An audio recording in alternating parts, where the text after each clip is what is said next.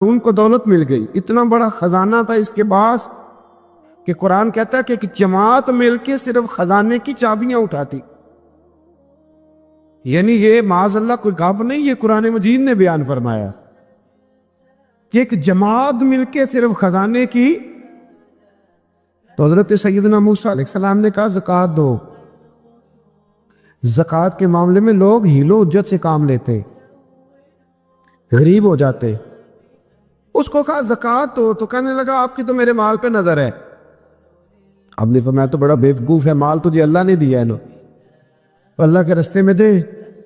یہ کام ذرا مشکل ہے کہ اس کو بار بار کہا تو اس نے نہ بجائے اس کے کہ وہ مال دیتا، اس نے حضرت موسیٰ پہ الزام لگا دیا، ایک عورت کو تیار کر کے لایا. یہ الزاموں والا کیس سنتے آ رہے ہیں آپ کہاں تک؟ حضرت یوسف پہ بھی لگا، جناب مریم پہ بھی لگا، حضرت سیدنا موسیٰ کلیم پہ بھی لگا، اور حضرت عیسیٰ پہ بھی.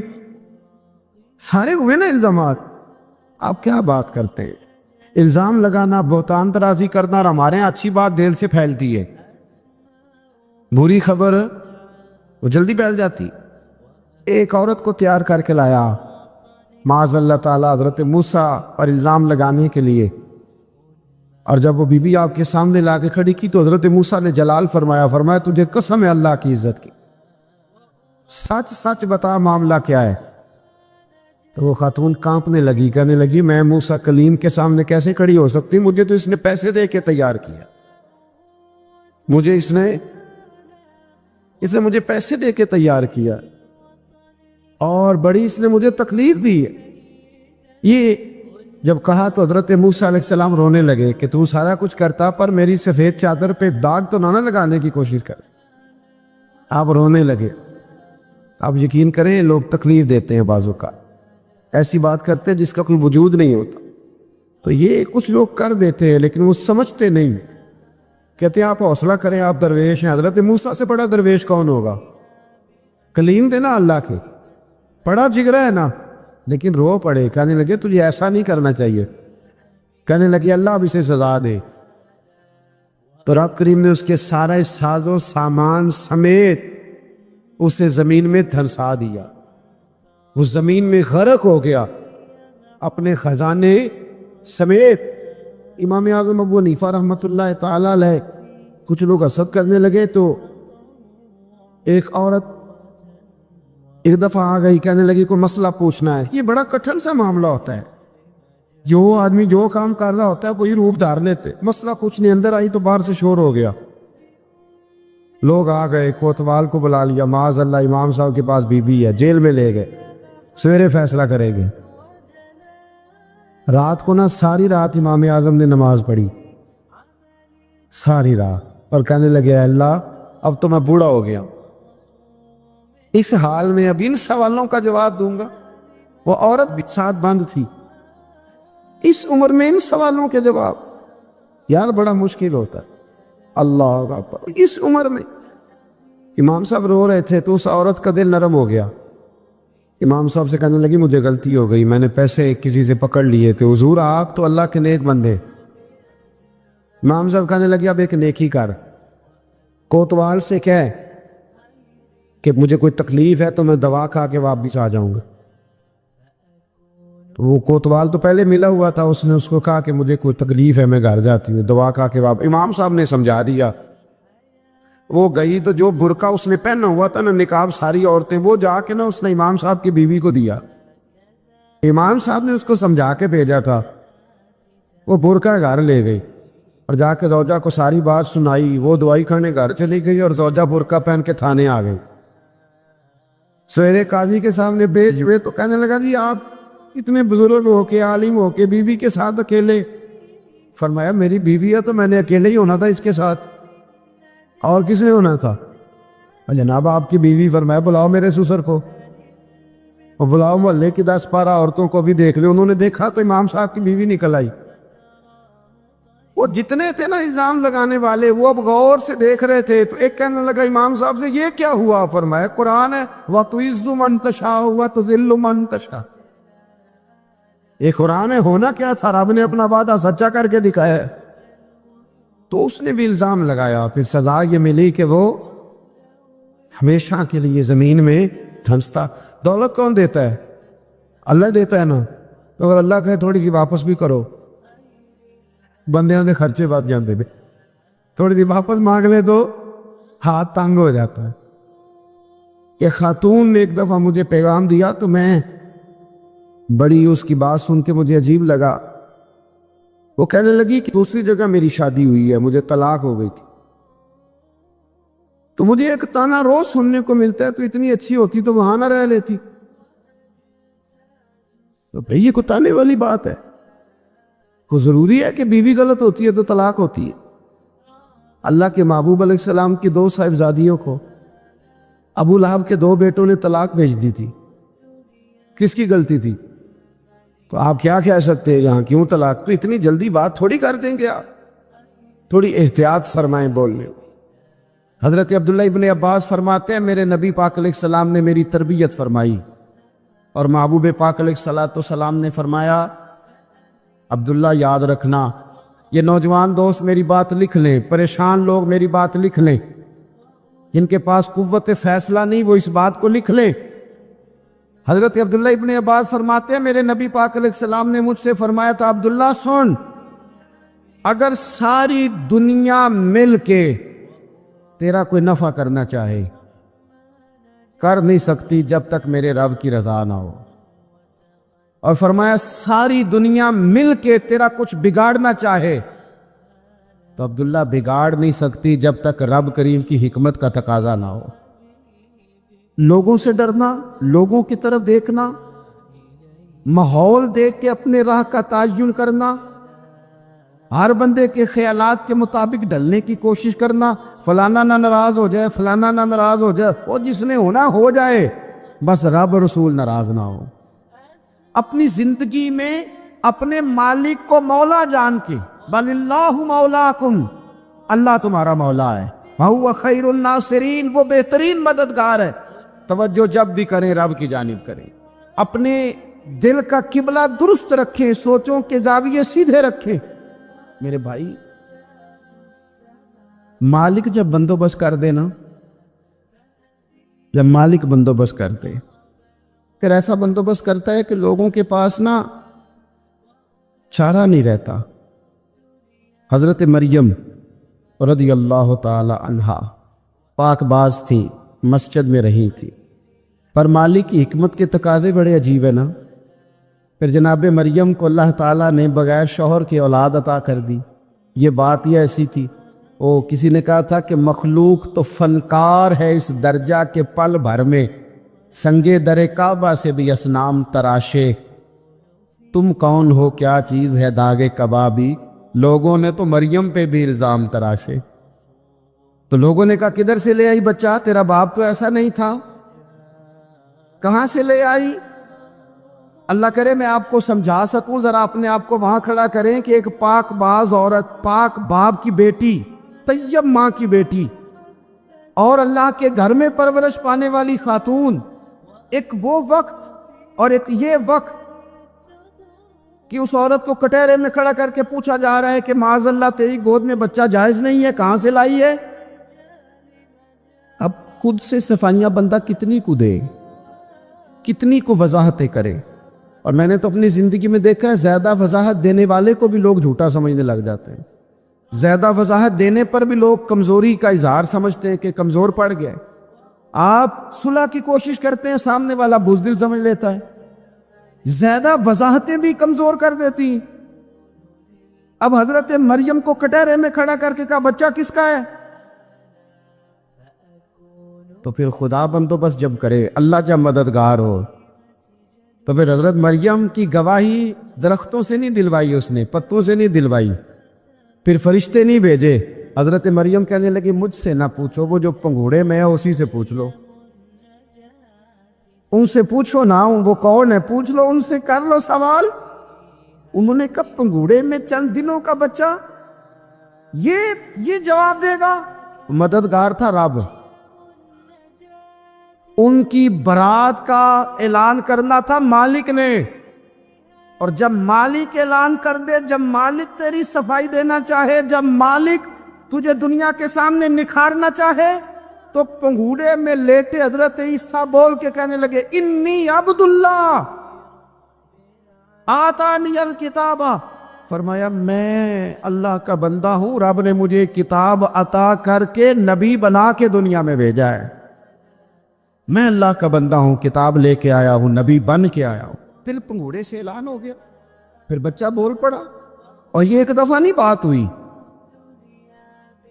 یہ بنی اسرائیل میں ایک جریج نام کے شخص بھی تھے جو نماز پڑھ رہے تھے، بعض نے لکھا ہے نفل نماز تھی، اماں نے پکارا تو آئے نہیں، تو ماں کے منہ سے نکل گیا تو اتنی دیر تک مرے گا نہیں جب تک کسی بے حیا عورت کا منہ نہ دیکھ لے۔ تو وہ عبادت گزار تھے، لیکن لوگوں نے ان کی عبادت، ریاضت، پرہیزگاری کو نہیں دیکھا، بس ایک عورت کو بھیج کے الزام لگوا دیا۔ وہ عورت آیا جایا کرتی تھی، اب آ جاتی ہیں عورتیں، مسئلہ پوچھنے کی نیت سے بھی آ جاتی ہیں۔ ماحول میں کچھ جگہ ایسی بھی ہیں جہاں عورتیں دم کرانے کے بہانے آ جاتی ہیں۔ وہ خاتون آتی جاتی تھی اس خانقاہ پہ، آستانے پہ، یہ بخاری میں موجود ہے، پھر اس نے کہا میری گود میں جو بچہ ہے یہ انہی کا ہے۔ مجھے بتائے کیسے بندہ وضاحت دے؟ حالات خراب ہو گئے، لوگ کٹیا جلانے لگے، ماحول اور طرح کا بن گیا۔ میرے نبی پاک علیہ الصلوۃ والسلام فرماتے ہیں پھر اس رب کے بندے نے کہا مالک تو کریم ہے، تیری مشیت کا تقاضا آیا جو میری ماں نے جملے بولے تھے، اور اب میں وضاحت دینے کے قابل نہیں رہا، اب تو ہی کرم کرے گا تو دروازہ کھلے گا۔ تو وہ چند دنوں کا بچہ پنگوڑے میں بول کے کہنے لگا میں اس درویش کا نہیں، میں تو فلانے چرواہے کا بچہ ہوں، وہ جو بکریاں چراتا ہے۔ رب کی مدد کو پکاریں، اپنے ساتھ اپنے مالک کی مدد کو شامل کریں، تھوڑے رزق پر بھی گزارا اچھا ہونے لگ جائے گا۔ سارے لوگ آپ کو گرانے کی تدبیریں کر رہے ہوں گے اور مالک آپ کو عزتیں عطا فرما دے گا، اس کی بارگاہ سے حکمت کا تقاضا اور ہو جائے گا۔ ہم نے ساری زندگی لوگوں کو راضی کرنے میں گزار دی، ساری زندگی بڑھاپا آ گیا بچوں کو پالتے، اور بچوں نے آخری عمر میں کہہ دیا ابا اگر کوئی ڈھب کا کام کر لیتے تو آج ہمارے دن بھی پھر نہ جاتے۔ ساری زندگی گزار دی بہن بھائیوں کو راضی کرنے میں، ساری زندگی گزار دی ذمہ داریاں اٹھانے میں، ان کو 99 دفعہ دیا، ایک دفعہ نہیں دیا تو انہوں نے کہہ دیا تو نے تو کبھی دیا ہی نہیں، تو تھا ہی نہیں۔ ساری زندگی محلے داروں، علاقے والوں کو راضی کرنے میں گزار دی۔ اور میں نے ایسے لوگ بھی دیکھے دین کے لیے وقت گزارا، لیکن جب بڑھاپے میں دانت کام نہ کرتے تھے تو وقت کے مفتیوں کو بھی مسجدوں کی کمیٹیوں نے کہہ دیا اب آپ کی سمجھ نہیں آتی، ہم نے خطیب کو یور رکھنا ہے، نہ دیکھو دنیا کی طرف، دنیا رلا دیتی ہے، نہ راضی کرو بندوں کو، بندے تھکا دیتے، نہ پیچھے بھاگو ہر وقت دنیا داروں کے، یہ انسان کو کمزور کر دیتے ہیں۔ وہ تو کریم ہی بڑا ہے، 2 آنسو زمین پر بعد میں گرتے ہیں، بندے کے گناہ سارے پہلے معاف فرما دیتا ہے۔ اللہ کی مدد کا حصول، اپنے مالک کی مدد کی طرف بڑھنا، آپ کو بدر کی جنگ بھی یہی درس دے گی، آپ کو احد کا میدان بھی یہی سبق دے گا، فتح مکہ بھی یہی سبق دے گا۔ میرے دوستو جب رب مدد فرمائے، جب اللہ مددگار بنے، دوستوں سے ایک بات اکثر کرتا ہوں، میں کہتا ہوں کہ جتنے درد سے آپ امیر کو اپنی کہانی سناتے ہیں نا، اور جس طرح آپ کے آنسو بات کرنے سے پہلے گر جاتے ہیں کہ غریب ہیں، بچیاں ہیں، کاروبار نہیں، او میرے سنگیو، اس سے آدھے آنسو اپنے رب کی بارگاہ میں بکھیرو، اس کے حضور عرض گزار ہو جاؤ، اس سے طلب کرو۔ ایک وقت انسان پر زندگی میں ایسا آتا ہے کہ اسے یوں محسوس ہوتا ہے کہ میرا سایہ بھی ذرا سا پیچھے ہٹ گیا ہے، اسے یوں لگتا ہے کہ میں کسی سہارے پہ ہاتھ ڈالتا ہوں تو وہ بھاگ جاتا ہے مجھ سے، لیکن مالک کی بارگاہ ایسی عظیم بارگاہ ہے، رب رسول کے آستانے اتنے بڑے ہیں کہ آپ جب وہاں کشکول طلب دراز کرتے ہیں تو جھولی پھیلانے میں دیر لگتی ہے، ان کو بھرنے میں تو کوئی دیر نہیں لگتی۔ ہم نے اپنا سوچ کا قبلہ ہی دنیا کو بنا لیا ہے، یہ جو اللہ والوں کی مدد ہے یہ تو ہے نہیں، اللہ ہی کی مدد ہے۔ لیکن یہ جو سیٹھوں کی طرف توجہ کرنا، نوابوں کی طرف توجہ کرنا، دنیا داروں کی طرف توجہ کرنا اور اپنا مزاج اس طرح کا بنا لینا، یارو گردن کو جھکا دیتا ہے خیرات کا پتھر، جہاں میں مانگنے والوں کے سر کبھی اونچے نہیں ہوتے۔ اور اقبال کہتے ہیں غیرت ہے بڑی چیز جہان تگ و دو میں، پہناتی ہے یہ فقر کو تاج سردارا۔ میں عرض کروں گا کہ اپنی آپ جب توجہ کا قبلہ اللہ رسول کو بنائیں گے تو رب فرماتے وَيَرْزُقْهُ مِنْ حَيْثُ لَا يَحْتَسِبُ، میں نہ تجھے وہاں سے رزق دوں گا جہاں سے کبھی تیرا گمان بھی نہیں گیا ہوگا، یہاں سے بھی مل سکتا ہے، تو نے سوچا بھی نہیں ہوگا۔ بخاری شریف میں حدیث ہے، حضرت جابر ابن عبداللہ فرماتے ہیں نبی پاک صلی اللہ علیہ وسلم نے 300 لوگوں کا ایک لشکر روانہ کیا کسی مہم کے لیے، کسی جہاد کے لیے۔ حضرت ابو عبیدہ بن جراح رضی اللہ تعالیٰ عنہ امیر لشکر تھے۔ فرماتے غربت اتنی زیادہ تھی، بھوک اتنی زیادہ تھی کہ ایک ایک کھجور دن میں ایک وقت کھانے کو ملتی تھی، اور کچھ دن ایسے آئے کہ اب کھجور بھی نہیں مل رہی۔ فرماتے اتنی زیادہ بھوک لگی مجاہدین کو 300 بندہ پتے کھا کے گزارا ہونے لگے، یہ بخاری میں موجود ہے۔ آپ فرماتے کہ دریا کے کنارے ہمارا پڑاؤ تھا، ٹھہراؤ تھا، جب بھوک سے نڈھال ہو گئے وَيَرْزُقْهُ مِنْ حَيْثُ لَا يَحْتَسِبُ، اللہ وہاں سے روزی دیتا ہے، گمان بھی نہیں ہوتا۔ فرماتے ہیں ایک مچھلی اللہ تعالیٰ نے دریا کے کنارے بھیجی، فرماتے ہیں وہ تھی تو مچھلی پر پہاڑ جتنی تھی۔ بخاری میں لفظ ہیں، حضرت جابر ابن عبداللہ رضی اللہ تعالیٰ عنہ فرماتے ہیں 300 آدمی 18 دن تک اس مچھلی کو کھاتے رہے، مچھلی ختم ہی نہیں ہوئی۔ مچھلیاں نہیں، مچھلی کہتے ہیں 18 دن 300 بندہ کھاتا رہا، مچھلی ختم ہی نہیں ہوئی۔ اور فرماتے ہیں کہ اس کی ہڈی نکال کے، کانٹا کہیں گے آپ اپنی زبان میں، کہتے ہیں وہ نکال کے تو اس کو کھڑا کیا جب، تو اونٹ کجاوے سمیت اس کے بیچ سے گزر جاتا تھا، 2 اس کے کانٹے جوڑے۔ فرماتے ہیں وہ اس کا گوشت ہم کھاتے تھے اور اس کی چربی بطور تیل کے ہم جسموں پہ ملتے تھے، بیماروں کو اس سے سکون آتا تھا، تندرستی شفا ہوتی۔ فرماتے ہیں ہم کھایا بھی ہم نے، اور کچھ لے کے ہم مدینے بھی گئے، اور قربان جائیں نبی پاک نے بھی اس میں سے کھایا۔ ہم نے عرض کی حضور یہ معمہ کیا ہے، یہ ماجرا کیا ہے؟ تو محبوب نے فرمایا تمہارے پاس غذا نہیں تھی، رب نے تمہارے لیے بندوبست کیا ہے، اللہ نے تمہیں دیا ہے۔ مکان شروع کر لیا، ایک صاحب نے مکان بنانے لگے، آپ وہ حساب لگا رہے ہیں، کہتے ہیں میرے پاس اتنے پیسے ہیں، اتنے میں نے فلانے دوست سے کہنا ہے اس نے دے دینے، اتنے فلانے رشتہ دار سے کہنا ہے اس نے دے دینے، اتنے فلانے سے کہنا ہے اس نے دے دینے۔ یہ ساری کاپی بنا کے مکان شروع کر لیا۔ جو روز کہتا تھا کوئی حکم ہو جاتے 10 ہی، سب سے پہلے اس کو کہا میاں پیسے چاہیے دین، وہ کہندا ہو کل ہی منڈا ٹوریا ہے، کہدے تو پرسوں 10 داتے لب جانے سن۔ میں آپ کو اپنے تجربے کی بات بتا رہا ہوں۔ یہ لوگوں کا خیال ہوتا ہے کہ آپ سٹارٹ کریں فلانا کام، ہم آپ کے ساتھ ہیں، اللہ کا ہی کوئی نظام ہے، وہ بالکل بھی نہیں ساتھ ہوتے۔ لیکن ایسا نہیں ہے کہ کوئی ساتھ نہیں ہوتا، اللہ تعالیٰ بڑے اسباب پیدا کرتا ہے، وہاں سے دیتا ہے جہاں سے گمان بھی۔ ہمارا یہ ذہن بن جاتا ہے ہم ساری اپنے حساب سے چلتے، اتنے رشتہ داروں سے، اتنے، کون آپ کے ساتھ چلے گا؟ سوال ہی نہیں پیدا ہوتا۔ یہ سارے کام چھوڑ کے سب سے پہلے 2 رکعتیں پڑھو، اپنے رب کی بارگاہ میں، رسول کائنات کی بارگاہ میں گزارشات اور استغاثے پیش کرو، وہاں سے خیر طلب کرو۔ دنیا دار کیا دیں گے، کیا دے سکتے ہیں، کیا حیثیت ہوتی ہے کسی؟ اللہ کہتا ہے وہاں سے دوں گا۔ تو جو اللہ مال دے وہ لینا چاہیے کہ رشتہ داروں کا مال دیکھنا چاہیے؟ جو اللہ دے وہ لینا چاہیے کہ سیٹھوں نوابوں کی جیبیں دیکھنی چاہیے؟ جو اللہ دے وہ قبول کرنا چاہیے یا دیکھنا چاہیے کون سا آدمی کہاں پہنچ گیا؟ چھوڑو، اپنی مٹی پہ چلنے کا سلیقہ سیکھو۔ کسی کے سنگ مرمر پہ چلو گے تو پھسل جاؤ گے۔ مدد اللہ سے چاہیں، اپنی توجہات کا مرکز رب رسول کی ذات پر بنائیں، پھر آپ محسوس کریں گے کہ بڑی جلدی اللہ تعالیٰ کی مدد آنے لگی ہے۔ کبھی آپ صرف کہہ دیں میرا رب میرے ساتھ ہے، اس لفظ میں اتنی طاقت ہے کہ دشمن ویسے زہر ہو جاتا ہے۔ زندگی میں کسی سے بھی لڑائی ہو اچھی طرح سوچ لیں کہ اللہ اس طرف ہے یا اس طرف ہے. اگر آپ زیادتی پہ ہیں تو پھر رب مظلوم کی جانب ہے. اگر اللہ کی مدد آپ کے ساتھ ہے تو دنیا کی کوئی طاقت آپ کو گرا نہیں سکتی. اور اگر آپ مظلوم کے مقابلے میں ظالم بن کے آپ کھڑے ہو گئے ہیں اور آپ نے رویہ وہ اختیار کیا ہے کہ جس میں مدد نہیں آئے گی, تو پھر یاد رکھ لیں کہ آپ کوئی بھی ہیں, کہاں بھی ہیں,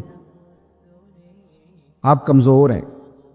طاقتور تھے ابتدائے اسلام میں, ظاہری طاقت تھی کفار مکہ کے پاس, وہ ڈنڈوں سے مارتے تھے غریبوں کو, ان کے ہاتھوں میں ڈنڈے تھے, پر خدائی طاقت ان مظلوموں کے ساتھ تھی. صاحب زرقانی نے لکھا ہے حضرت زنیرہ رضی اللہ تعالیٰ عنہ ایک لونڈی ہیں, غریب ہیں, ماڑے دا کی کام محمد نہ سجانا یا رونا, غریب سادی بی بی اور لونڈی کنیزہ, ایک مشرک کی کنیزہ تھی, انہوں نے کلمہ پڑھ لیا, وہ ڈنڈوں سے مارتا, دروں سے مارتا, تکلیف دیتا. حضرت زنیرہ رضی اللہ تعالیٰ عنہ کو اتنا مارا, اتنا مارا. اب آپ ایک اور پہلو پر بھی غور کریں, مار بھی پڑ رہی ہے پر خدا ادھر ہی ہے, اللہ کی مدد ادھر ہی ہے. رب کہتا ہے کہ پہلے تو صبر کرنا, ان اللہ مع الصابرین, تو صبر کرے گا تو پھر رب کی معیت ملے گی. ذرا ٹھہرنا, تو تھوڑا ڈٹنا. ان الذین قالوا ربنا اللہ ثم استقاموا تتنزل علیہم الملائکہ, تو کہے اللہ میرا رب ہے, پھر تو پہلے ڈٹ, پہلے تو نے ڈٹنا ہے. ثم استقاموا, جو ڈٹ گیا, تتنزل علیہم الملائکہ, ڈٹنے والے کے لیے مدد آتی. پہلے تھوڑا ٹھہرنا پڑتا ہے, پہلے تھوڑا صبر کرنا پڑتا ہے, حوصلہ کرنا پڑتا, اس کے بعد مدد آتی. مار پڑ رہی ہے, مارا جا رہا ہے. حضرت زنیرہ کو ان کا مالک جو ہے ظاہری آقا وہ مار رہا ہے, یہ کنیزہ ہے, اتنا مارا, اتنا مارا, ان کی بینائی چلی گئی, نظر آنا بند ہو گیا. ابو جہل آیا اور کہنے لگا زنیرہ دیکھا نا ہمارے بت تیری آنکھیں لے گئے, معاذ اللہ, لات و منات ہمارے بتوں نے تجھے اندھا کر دیا. اب ایسا نہیں ہے کہ بی بی روتی جا رہی ہے, روتی جا رہی ہے, مایوسی مایوسی, معاذ اللہ, پریشانی, غریبی بڑی ہے, پوچھنے والا کوئی نہیں, یہ باتیں نہیں. کیا جملے ہیں خاتون کے, کیا لفظ ہیں. ابو جال نے تنزیہ کہا, معاذ اللہ, کہنے لگا دیکھا نا ہمارے بتوں نے تجھے اندھا کر دیا. تو جناب زنیرہ آنکھوں کی بینائی گئی ہے, رات کو گئی ہے, دکھ ابھی تازہ ہے, لیکن اللہ پہ جو توکل ہے, اپنے مالک سے جو رشتہ ہے,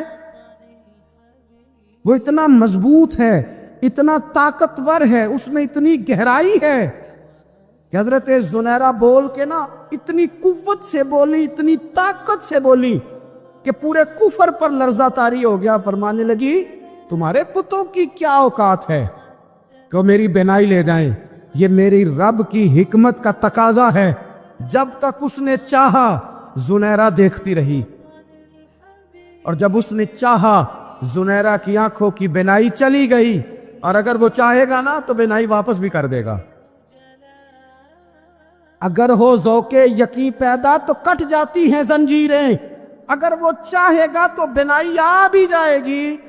حضرت زنیرہ نے رات کو یہ لفظ کہے, ابو جال اور سارے کفار ڈر کے سن کے چلے گئے. آپ اطمینان سے آ کے بستر پہ سوئی. جب سویرے اٹھی تو اللہ نے آنکھوں کی روشنی واپس کر دی تھی. آنکھوں کی اب چھڑی پکڑی ہے, بازاروں میں گھومتی ہے, کہتی ہیں بلاؤ کدھر ہے تمہارے لات و منات, دیکھو میرے رب نے روشنی واپس کر دی. آ کر میرے ساتھ ادھر آ, ستمگر ہنر آزمائے, تو تیر آزما ہم جگر آزمائے. بیمار لوگوں یاد رکھو, کہہ دیا ڈاکٹر نے کہ تو بڑا بیمار ہے, تو بڑا کمزور ہے, یہ ہو گیا وہ ہو گیا, تو ڈاکٹر اپنے علم کے مطابق بات کر رہا ہے. ہوگا تو وہ جو میرا رب چاہے گا.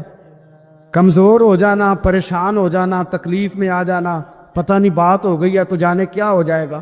اپنی زندگی کے اندر اپنے رب سے رشتہ مضبوط کرے, رسول کائنات سے رشتہ مضبوط کرے, اللہ والوں سے رشتہ مضبوط کرے. حضرت زنیرہ نے پیغام دیا کہ زندگی میں جو جینا چاہتے ہیں تو وہ رب کا نام لے کے جی سکتے ہیں. جو اپنی زندگی میں خوشیاں دیکھنا چاہتے ہیں تو رسول اللہ کے نام پر خوشیاں دیکھی جا سکتی ہیں. توکل کی بنیاد پر بندہ خوشیاں لے سکتا ہے. اور اگر انسان میں توکل نہیں ہے تو پھر وہ اس کالے جادو سے بھی ڈر رہا ہے, وہ نیلے سے بھی ڈر رہا ہے, وہ پیلے سے بھی ڈر رہا ہے, وہ فلانے سے بھی ڈر رہا ہے, وہ میرے خلاف فلانا رشتہ دار سازش کر رہا ہے تو ڈر رہا ہے, فلانا میرے بارے میں یہ کر رہا ہے تو ڈر رہا ہے, وہ پتہ نہیں دنیا ادھر ہو جائے گی تو کیا ہو جائے گا. اٹھ باندھ کمر کیوں ڈرتا ہے, پھر دیکھ خدا کیا کرتا ہے. تو اس ساری گفتگو کا نچوڑ آپ کو یہ عرض کیا ہے. سب سے پہلے تو یہ کہ میدانوں میں مدد بھی اللہ کی, رزق میں مدد بھی اللہ کی, فصلیں خشک ہوں تو مدد پھر بھی اللہ کرے تو پھر ساری مدد, اور اگر انسان بیمار ہو تو پھر بھی مدد اللہ کی. تو اپنے اللہ کی جانب توجہ کو بڑھائیں, آپ اللہ سے مدد کے سوالی بنیں. ترمذی کی ایک حدیث ہے, میں آپ کو زندگی کا تجربہ بتاتا ہوں کہ جب میں بڑا پریشان ہوتا ہوں تو یہ والی روایت کھول لیتا ہوں, مزہ دیتی ہے. میرے نبی پاک علیہ السلام نے فرمایا اپنے دکھ سیٹھوں نوابوں کو نہ کہنا, مالداروں کا نہ کہنا, ورنہ اللہ تمہیں کبھی غنی نہیں کرے گا. فرمایا اپنے دکھ اپنے رب کی بارگاہ میں عرض کرنا, جلدی کرے یا دیر سے کرے اللہ تمہیں لوگوں سے بے نیاز کر دے گا, اللہ تمہیں غنی کر دے گا. رات کو بیٹھو نا اس کی بارگاہ میں. امام غزالی سے کسی نے پوچھا تھا, امام غزالی سے, کہ حضور اللہ کا بندے سے راضی ہونا کمال ہے یا بندے کا اللہ سے راضی ہونا کمال ہے؟ تو امام غزالی مسکرائے, فرمانے لگے رب تو بڑا ہی مہربان ہے, وہ تو بڑی جلدی راضی ہو جاتا ہے. وہ تو مسجد میں آ کے توبہ کرے تو اللہ راضی, کسی یتیم کے سر پہ ہاتھ پھیرو تو اللہ راضی, وہ تو کسی اندھے کو رستہ دکھایا تو اللہ راضی ہو گیا, وہ تو طوائف نے کتے کو پانی پلایا تو اللہ. امام صاحب فرمانے لگے یہ بندہ ہے جو اللہ سے راضی نہیں ہوتا. جس کے پاس اولاد نہیں وہ کہتا ہے چلو ایک بیٹی مل جائے تو میں راضی ہوں, بیٹی مل گئی تو کہتا اب ایک بیٹا بھی ملے تو پھر راضی ہوں, پھر کہتا ہے یہ دونوں اچھی تعلیم حاصل کر لے تو پھر میں راضی ہوں, پھر کہتا ہے یہ بہت زیادہ پیسے کمائے تو پھر میں راضی ہوں. بہرحال راضی ہوتا, لیکن جو راضی ہو جاتا ہے نا, اللہ اکبر, جو اللہ سے راضی سکھی بڑا رہتا ہے, سکون میں بڑا رہتا ہے, مطمئن بڑا رہتا ہے. جو سمجھ لیتا ہے نا کہ جو میرے رب نے بہتر سمجھا وہ میرے اللہ نے مجھے. میں کبھی کبھی سوچتا ہوں کہ یار حضرت بلال حبشی نے کوئی عہدہ نہیں مانگا ساری زندگی, انہوں نے نہیں کہا مجھے بھی ایک صوبے کا گورنر بناؤ میری بھی خدمات ہے, مجھے بھی وزیر خزانہ بناؤ میرا بھی کچھ بنتا ہے. ایک دفعہ نہیں کہا سیدنا بلال حبشی رضی اللہ تعالیٰ عنہ نے کہ میری بھی کوئی ڈیوٹی ایسی ہونی چاہیے کہ مجھے چلو سپہ سالار ہی بنا دیا جائے.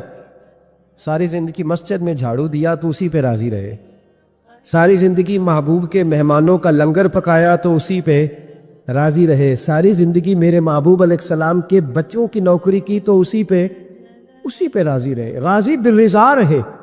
حضرت سیدنا موسیٰ علیہ السلام نے عرض کی کوہ طور پہ جا کے, مولا میری قوم پوچھتی ہے کہ کوئی ایسا کام بتا جو ہم کریں تو ہم سے راضی ہو جائے.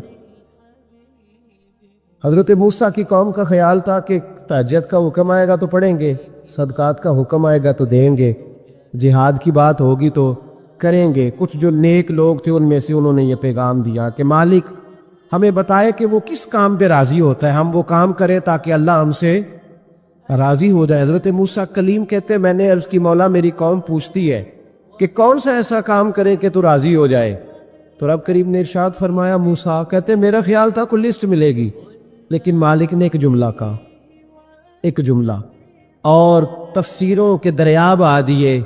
عرش کے مالک نے فرمایا موسیٰ ان سے کہو جا کے کہ وہ مجھ سے راضی ہو جائے, میں ان سے راضی ہو جاؤں گا, مجھ سے راضی ہو جائے. بندے اللہ سے راضی ہی راضی ہوتے, اللہ کی رضا پہ راضی رہیں, مالک کے فیصلوں میں اپنے دل میں کوئی بوجھ محسوس نہ کریں, اپنی زندگی اللہ کے فیصلوں. دیکھیں نا, جو ماں باپ اللہ نے بڑے اچھے سمجھے وہ ہمارے لیے پسند کی, وہ اللہ نے ہمارے لیے جو اس نے ہمارے حق میں بڑے, جو بہن بھائی, اللہ کرے آپ کو سمجھ آئے, جو بہن بھائی اس نے ہمارے حق میں بڑے اچھے سمجھے وہی بہن بھائی اس نے ہمیں عطا کیے. جس بیوی کو اس نے ہمارے گھر کے گلشن میں بہتر سمجھا اس کو لا کے اس نے ہمارے آنگن میں بٹھایا, اور جو اولاد اس نے ہمارے لیے باعث افتخار سمجھی وہ اولاد اس نے ہمیں عطا فرمائی۔ حضرت نوح علیہ السلام کا بیٹا کافر ہو گیا، پر کسی جگہ انہوں نے شکوہ نہیں کیا کہ مالک یہ کافر کیوں ہوا۔ اللہ کے قبضے میں ہے نا دل، پھیر سکتے ہیں نا، مقلب القلوب ہے، لیکن حضرت نوح نے دعا اللہ کی رضا پر راضی رہے۔ سمجھو کہ میرے حق میں جو بہتر تھا مالک نے وہ چیز مجھے عطا کر دی۔ ہم یہ سوچتے ہی نہیں کہ ہمیں نہیں پتا ہمارے حق میں بہتر کیا ہے، ہمارے رب کو پتا ہے۔